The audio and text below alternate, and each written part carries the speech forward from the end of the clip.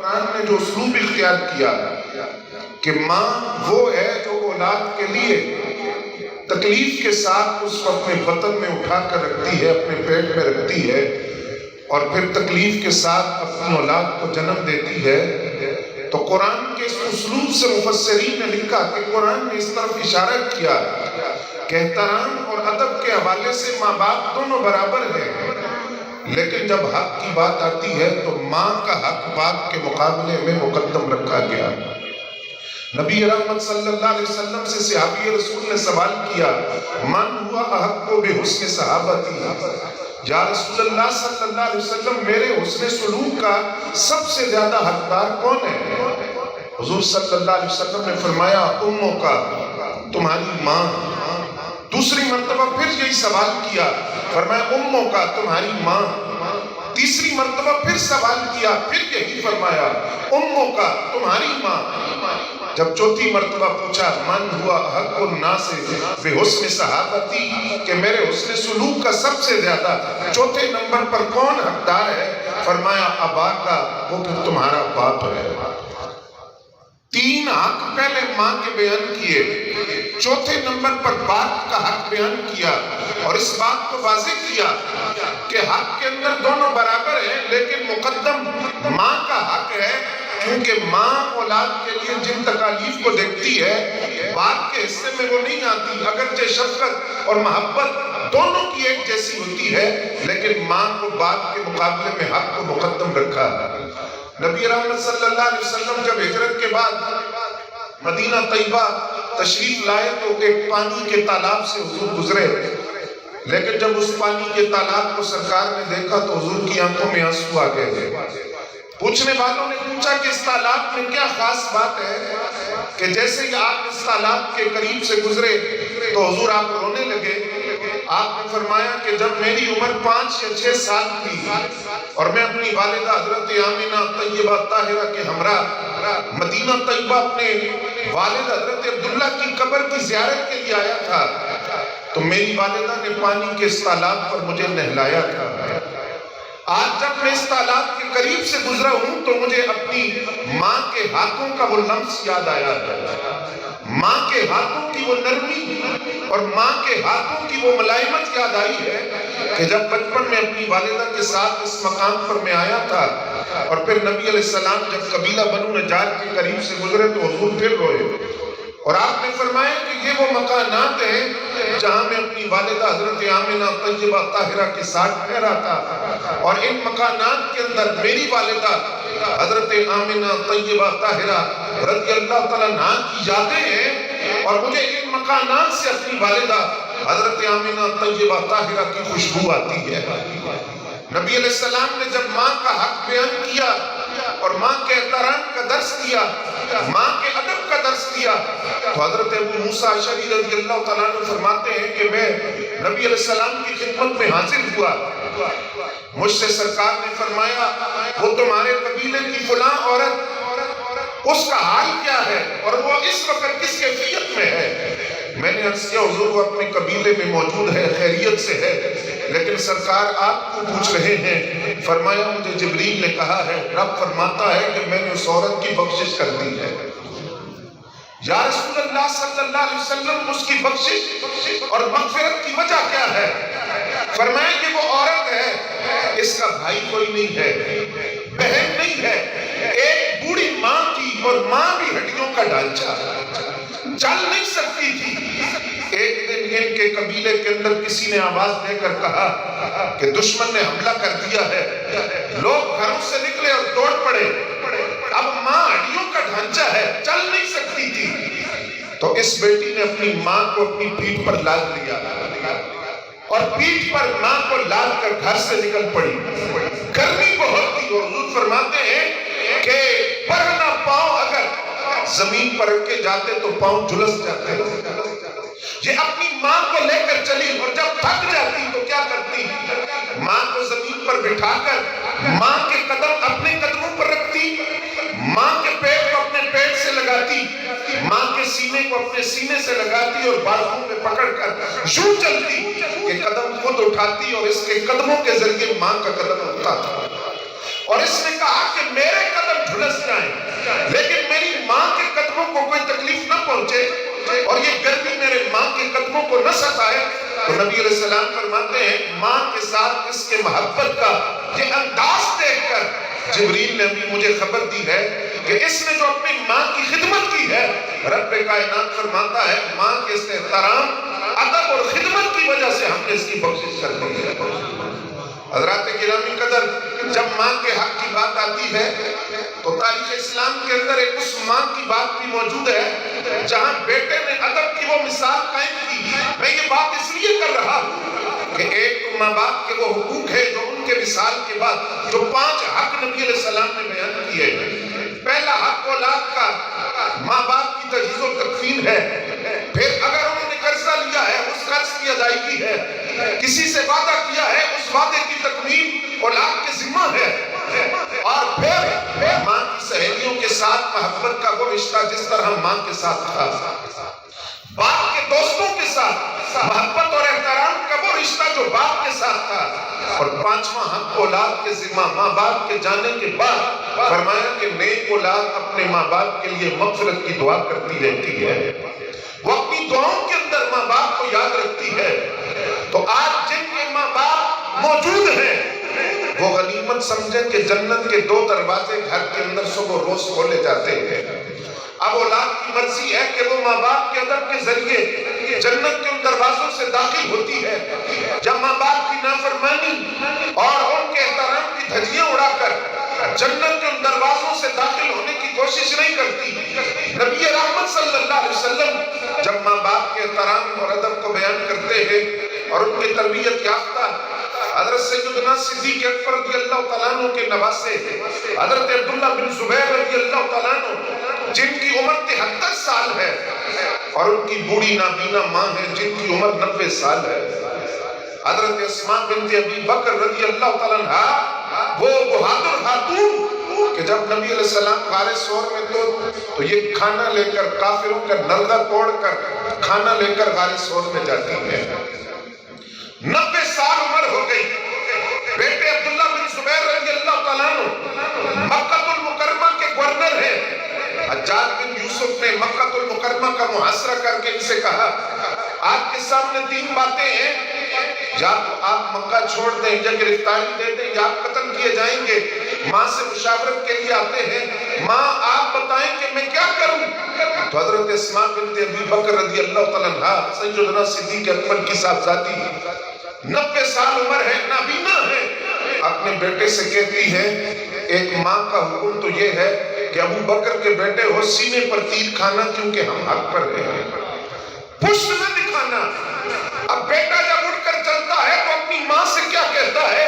ماں سے محبت کا انداز جو میں عرض کرنا چاہتا ہوں اپنی ماں سے کہتے ہیں شہادت کی تمنا مجھے بھی ہے لیکن اے میری ماں آپ جانتی ہیں میں آپ سے کیوں پوچھنے کے لیے آیا تھا. میں اس لیے آیا تھا کہ جب میں شہید ہو جاؤں گا تو مجھے شہادت کا اجر ملے گا. میں یہ چاہتا تھا کہ میں آپ سے پوچھوں مشورہ کروں اور آپ مجھے شہادت کا مشورہ دیں تاکہ شہادت کا وہ ثواب جو خدا نے مجھے دینا ہے اس ثواب میں میری ماں بھی میرے ساتھ شریک ہو جائے گا. کیونکہ میری ماں نے مجھے شہادت کی ترغیب دی اور شہادت کا راستہ دکھایا. تو رب کائنات شہادت کے اس اجر کے اندر میری ماں کو میرے ساتھ شریک کر دے. اور نبی رحمت صلی اللہ علیہ وسلم جب ماں کی رحمت ماں کے مقام ماں کی تعظیم اور حقوق کی بات کرتے ہیں تو یمن سے صحابیہ عرض کرتے ہیں حضور میں اس لیے حاضر ہوا ہوں مجھ تک خبر پہنچی ہے کہ صحابہ کرام کا لشکر جہاد میں جا رہا ہے. اگر مجھے اجازت ہو تو میں اس لشکر میں شریک ہو جاؤں. نبی علیہ السلام نے فرمایا یہ بتاؤ تمہارے والدین زندہ ہیں. عرض کیا حضور زندہ ہیں. ماں زندہ ہے. باپ کا سایہ ساتھ اٹھ چکا ہے. ماں بوڑھی ہے. فرمایا جب گھر سے چلے تو ماں کو کس ہاتھ میں چھوڑ کر آئے. تو عرض کیا حضور جب گھر سے چلا ماں بوڑھی تھی مجھے رخصت کیا ماں نے لیکن وہ ماں زاروں کی تار روتی تھی اور ماں کو روتا چھوڑ کر آیا ہوں. تو نبی علیہ السلام نے فرمایا جن قدموں پر آئے ہو انہی قدموں پر پلٹ کر اپنے گھر واپس چلے جاؤ. تم جا کر ماں کی خدمت کرو. ماں کی خدمت کی وجہ سے شہادت کا وہ اجر تو تمہیں میدان جہاد میں ملنا تھا، گھر جا کر ماں کی خدمت کی وجہ سے وہ اجر رب کائنات تمہیں گھر بیٹھے عطا کر دے گا۔ نعرہ تکبیر، نعرہ رسالت، عظمت والدین، الجنت تحت اقدام الامہات، نبی علیہ السلام نے فرمایا کہ جنت ماں کے قدموں کے نیچے رکھی گئی ہے۔ جب ماں باپ دنیا سے چلے جاتے ہیں، اولاد نیک ہو تو وہ ماں باپ کو مرنے نہیں دیتی، مغفرت کی دعاؤں میں یاد کرتی ہے۔ اس لیے کہ خود نبی رحمت صلی اللہ علیہ وسلم جب عمر مبارک 5 سال یا 6 سال ہے، مکہ المکرمہ اور مدینہ منورہ کے درمیان وہ مقام جس کو مقام ابوا کہا جاتا ہے، اس مقام پر سرکار دو عالم صلی اللہ علیہ وسلم کی گود مبارک ہے، ننھی سی گود ہے، ماں کا سر ہے، اور حضرت آمنہ طیبہ طاہرہ حضور کی والدہ آخری سانس لے رہی ہیں، نزا کی کیفیت ہے، دنیا سے رخصت ہو رہی ہیں۔ اب آپ تصور کر سکتے ہیں کہ جب ننھے سے بیٹے کی گود کے اندر ماں کا سر ہو اور ماں دنیا سے رخصت ہو رہی ہو تو بیٹے کی کیفیت کیا ہوگی؟ نبی علیہ السلام کی آنکھوں میں آنسو تھے، آپ زاروں کی تار روئے تو حضرت آمنہ طیبہ طاہرہ نے اپنے بیٹے سے مخاطب ہو کر فرمایا کہ کیوں روتے ہو؟ عرض کی اماں جان آپ دنیا سے جا رہی ہیں اور آپ کی اس جدائی کے اندر اور اس تصور کی وجہ سے رو رہا ہوں کہ آپ سے دنیا کے جانے کے بعد میرا وقت کیسے گزرے گا۔ تو حضرت آمنہ طیبہ طاہرہ رضی اللہ تعالیٰ عنہ نے وہاں جو الفاظ ارشاد فرمائے وہ بڑے قابل توجہ ہے۔ آپ نے فرمایا اے میرے بیٹے، میں دنیا سے جا رہی ہوں، مجھ سے پہلے بھی کئی آئے اور چلے گئے، ہر جوان نے بوڑھا ہونا ہے، ہر نئی چیز نے پرانا ہونا ہے اور ہر شخص کو موت آنی ہے۔ میں بھی دنیا سے جا رہی ہوں لیکن اس اطمینان کے ساتھ، سکون کے ساتھ جا رہی ہوں کہ میں نے کائنات کو اتنا پاکیزہ، طیب اور طاہر اور نیک بیٹا دیا ہے، جب تک لوگ میرے اس بیٹے کا ذکر کرتے رہیں گے، اس بیٹے کی وجہ سے اس کی ماں کا ذکر بھی ہوتا رہے گا۔ یہ اشارہ تھا اس بات کی طرف کہ اگر اولاد نیک ہو، اولاد اپنے ماں باپ کو نہ بھولے، اپنی دعاؤں میں یاد رکھے، ماں باپ کا ذکر کرتی رہے، تو پھر لوگ بھی پوچھتے ہیں کہ یہ کس ماں کا بیٹا ہے، کس باپ نے اس کی تربیت کی ہے اور کس ماں کی گود میں پلا ہے۔ وہ نیک اولاد اپنے ماں باپ کے لیے یاد کا باعث بن جاتی ہے۔ وہ ماں جو تکلیف دے کر اپنے بیٹے کو جنم دیتی ہے، اولاد کو جنم دیتی ہے، اس تکلیف کی وجہ سے اور احترام اور شفقت اور اس محبت کی وجہ سے نبی رحمت صلی اللہ علیہ وسلم فرماتے ہیں کہ جنت اس ماں کے قدموں کے نیچے رکھی گئی ہے، جنت گھر کے اندر موجود ہے۔ فرمایا اب وہ تمہاری مرضی ہے کہ تم اپنے والدین کو جنت کا ذریعہ بناتے ہو یا اپنے لیے جہنم کا ذریعہ بناتے ہو، ان کو راضی کر کے جنت میں جاتے ہو یا ناراض کر کے جہنم میں جاتے ہو۔ اور فرمایا نیک اولاد جب قرآن پڑھتی ہے، ذکر اذکار کرتی ہے تو ان کے ماں باپ کو قبر میں کیسے پہنچتا ہے؟ امام غزالی رحمۃ اللہ علیہ فرماتے ہیں میں قبرستان سے گزرا، صرف ایک مرتبہ سورہ اخلاص پڑھ کر اس قبر والوں کو ثواب کر دیا۔ فرماتے ہیں میں نے کشف کے ذریعے دیکھا قبر پھٹی، قبر سے وہ مردے جو تھے وہ نکلے اور انہوں نے زمین سے موتی چننے شروع کر دیے۔ میں ایک قبر والے سے پوچھتا ہوں یہ کیا چن رہے ہو؟ اس نے کہا یہ ابھی تو سورہ اخلاص نہیں آپ نے پڑھی، یہ اس کا ثواب زمین پر بکھیرا گیا اور اس ایک سورہ اخلاص کی وجہ سے یہ سارے قبر والے بخشے گئے اور اتنا ثواب ہے کہ ہر قبر والا اس ثواب کے موتی زمین سے چن رہا ہے۔ لیکن امام غزالی فرماتے ہیں کہ میں نے ایک شخص کو دیکھا جو ایک طرف ہٹ کر بیٹھا ہے، میں نے اس کو کہا تجھے ثواب کی ضرورت نہیں، اس نے کہا نہیں مجھے روز پورے قرآن کا ثواب ملتا تھا۔ کیسے؟ کہا میرا بیٹا حافظ قرآن ہے، وہ قرآن پڑھتا ہے اور قرآن پڑھ کر روز مجھے ثواب کرتا ہے، اس لیے میں چاہتا ہوں کہ یہ ثواب کے باقی لے لیں، مجھے تو روز پورے قرآن کا ثواب ملتا ہے۔ امام غزالی فرماتے ہیں اس کی بات سن کر مجھے تعجب بھی ہوا اور شوق بھی ہوا کہ میں اس نوجوان کا چہرہ تو دیکھوں جو ماں باپ کو بھولا نہیں، کیونکہ یہ آپ کے پڑوس میں قبرستان ہے اور بھی کسی قبرستان میں چلے جائیں، لاہور کا بڑا قبرستان ہے میانی صاحب، کسی قبرستان میں آپ چلے جائیں آپ کو بعض قبریں ایسی نظر آئیں گی جن کی ٹوٹی ہوئی تختیاں اور ان کے اندر سوراخ بتاتے ہیں کہ اولاد دفنا کر گئی اور واپس پلٹ کر نہیں دیکھا۔ واپس پلٹ کر نہیں دیکھا.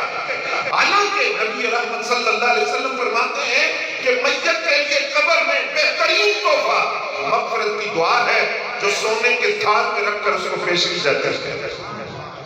امام غزالی فرماتے ہیں مجھے تعجب ہوا مادیت پرستی کے اس دور کے اندر کون بندہ ہے جو اپنے ماں باپ کو بھولا نہیں، جو روز قرآن پڑھ کر ثواب کرتا ہے. امام غزالی فرماتے ہیں قبرستان کے لوگوں سے پوچھا یہ قبر کس کی ہے؟ پوچھتے پوچھتے چلا اور شہر کے مرکزی بازار میں پہنچا. ایک نوجوان کو دیکھا جو ریڑھی پر حلوہ لگاتا ہے، حلوہ بیچتا ہے، لیکن اس کی زبان مسلسل حرکت کر رہی ہے، لب اس کے ہلتے ہیں. میں نے قریب جا کر پوچھا نوجوان کیا پڑھ رہے ہیں؟ اس نے کہا جناب میں قرآن کا حافظ ہوں، یہ اپنا سودا بھی بھیجتا ہوں، ساتھ قرآن بھی پڑھتا رہتا ہوں. جب شام کا وقت ہوتا ہے اس قرآن کا ثواب اپنے ماں باپ کو پیش کر دیتا ہوں. امام غزالی فرماتے ہیں میں نے اس سے کہا کہ میں تجھے خبر دینے کے لیے آیا ہوں جو تو قرآن پڑھتا ہے وہ قرآن تیرے ماں باپ کے لیے بڑی راحت کا باعث بن رہا ہے، بڑے سکون کا باعث بن رہا ہے. وہ تیرے ماں باپ تیرے سالے ثواب کی وجہ سے قبر کے اندر بڑے خوش ہیں، اور یہ ثواب اور یہ راحت اور یہ سکون ان کو قبر میں پہنچ رہا ہے. شیخ اکبر محی الدین ابن عربی رحمۃ اللہ علیہ جن کو آج بچہ بچہ جاننے لگا ہے، وہ فرماتے ہیں ایک شخص میرے ساتھ دسترخوان پر کھانے میں شریک ہے، اور شخص وہ ہے جو کشف کے ذریعے جنت اور جہنم میں بھی جھانک کر دیکھتا ہے. کھانا کھاتے ہوئے وہ رونے لگا تو میں نے اس سے پوچھا کیوں روتے ہو؟ اس نے کہا جناب اس لیے روتا ہوں کہ میں نے دیکھا ہے میری والدہ کو کسی بدعملی کی وجہ سے قبر میں عذاب دیا جا رہا ہے. شیخ اکبر محی الدین ابن عربی رحمۃ اللہ علیہ فرماتے ہیں میں نے 70,000 مرتبہ کلمہ پڑھا تھا لیکن ثواب ابھی کسی کو نہیں بخشا تھا. وہ 70,000 مرتبہ پڑھا ہوا کلمہ میں نے دل کے اندر یہ ارادہ کیا یا اللہ وہ جو کلمہ طیبہ 70,000 مرتبہ میں نے پڑھا ہے اس کا ثواب میں اس کی ماں کو بخشا. فرماتے ہیں اسی لمحے وہ نوجوان مسکرانے لگا. میں نے اس سے پوچھا کیا ہوا ہے؟ اس نے کہا جناب میں نے ابھی دیکھا ہے میری والدہ کو جہنم سے نکال کر جنت کے باغوں میں داخل کیا جا رہا ہے. حضرت شیخ اکبر محی الدین ابن عربی رحمۃ اللہ علیہ فرماتے ہیں ایسا کیوں نہ ہوتا کہ ایک مرتبہ اللہ اکبر کے لفظ کے اندر اتنی طاقت ہے کہ رب کائنات اس ایک لفظ کی وجہ سے بندے کو بخش دیتا ہے تو 70,000 مرتبہ پڑھا ہوا کلمہ طیبہ اس کی طاقت اور پاور کا عالم کیا ہوگا. فرمائے ایک بندہ رات کو سوتے ہوئے زبان سے اللہ اکبر کا لفظ کہتا ہے. ہم چھوٹی چھوٹی نیکیوں کو معمولی سمجھ کر چھوڑ دیتے ہیں. اسلام تو وہ دین ہے کہ جو راستے سے کانٹا ہٹانے پر بھی ثواب عطا کرتا ہے. دو مسلمان آپس میں ملے مسکرا کر ملے اسلام اس مسکراہٹ پر بھی ثواب عطا کرتا ہے اور اس مسکراہٹ کو بھی نیکیوں کے کھاتے میں شامل کرتا ہے، اعمال میں صدقے کے طور پر شامل کرتا ہے. فرمائے ایک بندہ رات نیند کی حالت میں ہو اللہ اکبر کہہ کر سو گیا، کلامہ اعمال کو کھولا جائے گا وہاں اور کوئی عمل نہ ہوا اس ایک اللہ اکبر کی وجہ سے اس کی بخشش ہو سکتی ہے. اور رب کائنات سے عرض کرتا ہے یا اللہ یہ لفظ کہاں سے آیا؟ میں نے کب کہا؟ رب فرماتا ہے تو تو کہہ کر سو گیا، تجھے تو اونگ آئی تھی، نیند آئی تھی، تو نے کروٹ بدلی اور مجھے پکار کر سو گیا. میں وہ ہوں نہ مجھے اونگ آتی ہے نہ نیند آتی ہے، میں تو ذرے ذرے کا حساب رکھتا ہوں. وہ تو نے مجھے پکارا اور پکار کر سو گیا لیکن یہ تیرا پکارا ہوا تیرے نامہ اعمال میں شامل کر دیا گیا. اور حضرت ابو قلابہ رضی اللہ تعالیٰ عنہ اتنے بڑے محدث وہ فرماتے ہیں میرا بھتیجا جب دنیا سے گیا بظاہر اس کی کوئی نیکی نہیں تھی، فرماتے ہیں کشف کے ذریعے دیکھا جب وہ مر گیا تو عذاب کے فرشتے بھی آگئے رحمت کے بھی آگئے. حالانکہ اللہ دلوں کے حال بہتر جانتا ہے لیکن عذاب اور رحمت کے فرشتوں کو بھیجا کیا؟ بندوں کو دکھانے کے لیے کہ اعمال کی اہمیت کیا ہے. عذاب کے فرشتوں نے کہا بظاہر کوئی نیکی نہیں ہم لے کر جائیں گے. رحمت کے فرشتوں نے کہا کہ بظاہر کوئی نیکی نہیں لیکن رب نے ہمیں حکم دیا ہے اس کی کوئی نیکی اس کے لیے بخشش کا باعث بن سکتی ہے، اس کو تلاش کرو. اب تلاش کیسے کیا؟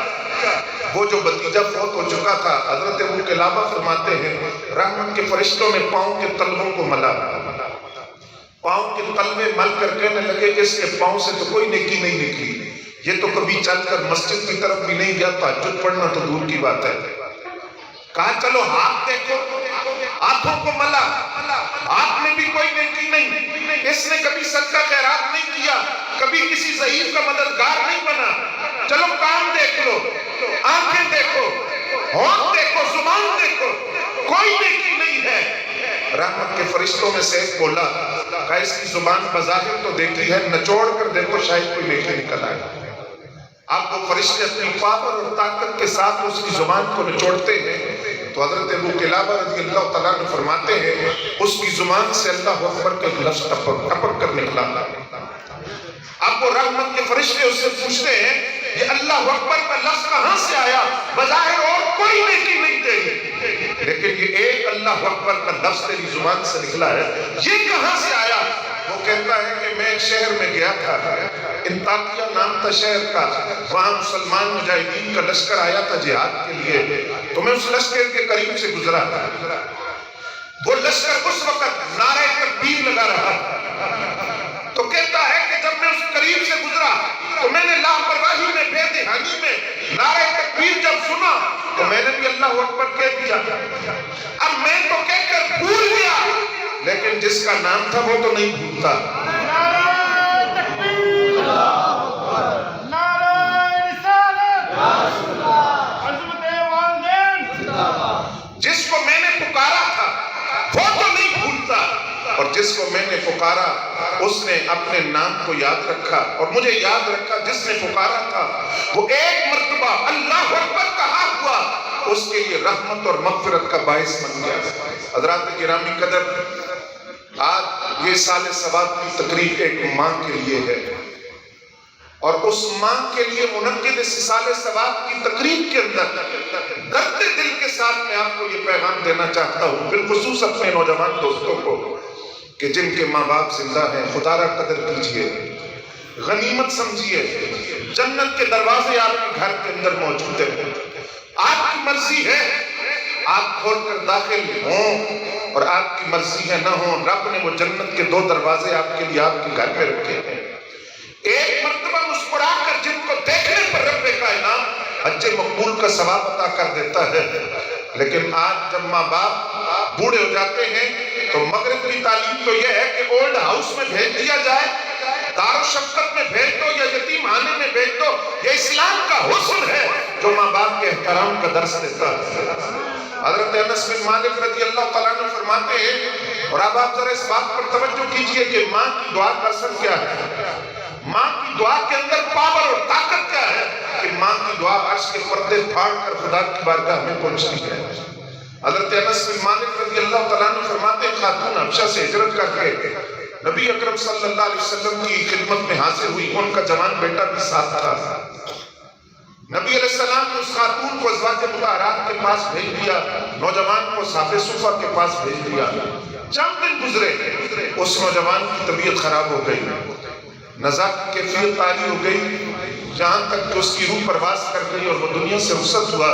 نبی اکرم صلی اللہ علیہ وسلم نے حضرت انس بن مالک رضی اللہ تعالیٰ عنہ کو فرمایا ان کی والدہ کو بلاؤ، وہ آ کر اپنے بیٹے کو آخری مرتبہ دیکھ لے۔ اب کسی ماں کا واحد سہارا جوان بیٹا ہو، جب وہ دنیا سے چلا جائے تو ماں پر کیا گزرتی ہے۔ ماں جب آئی تو وہ بلند آواز سے رونے لگی، اتنا روئی، اور رو کر اس نے کہا اے اللہ کے نبی، میرے اس بیٹے کو زندہ ہونا پڑے گا، اس کو زندہ ہونا پڑے گا، یہ مر نہیں سکتا۔ اگر یہ مر گیا تو میری ممتا کا مسئلہ نہیں، مسئلہ یہ ہے کہ وہ بت پرست اسلام پر انگلیاں اٹھائیں گے۔ جس بت پرستی کو چھوڑ کر میں آئی ہوں اور جس شرک کو چھوڑ کر میں نے اسلام قبول کیا، اگر یہ میرا بیٹا مر گیا، اسلام کی عزت پر لوگ انگلیاں اٹھائیں گے اور کہیں گے تو نے بت پرستی چھوڑی، اسلام قبول کیا، اسلام نے تیرا بیٹا لے لیا۔ تو آج اگر یہ میرا بیٹا زندہ نہ ہوا تو قیامت تک کافر اسلام کو تانا دیں گے۔ جب وہ ماں روئی تو حضرت انس بن مالک فرماتے ہیں ہمیں یقین ہو گیا کہ اس ماں کی یہ درد بھری دعا عرش کے پردے پھاڑ کر خدا کی بارگاہ تک پہنچ گئی ہے۔ کہتے ہیں ہم نے اپنی آنکھوں سے دیکھا، خود نبی رحمت موجود ہے وہاں، کہ وہ جو بیٹا مر چکا تھا اور اس کا جسم چارپائی پر پڑا تھا، جب ماں نے یوں رو رو کر دعا کی تو اس بیٹے کے پاؤں میں تھوڑی سی حرکت ہوئی، اور پھر اچانک اس بیٹے نے اپنے چہرے سے چادر ہٹائی اور اٹھ کر بیٹھ گیا، زندہ ہو گیا۔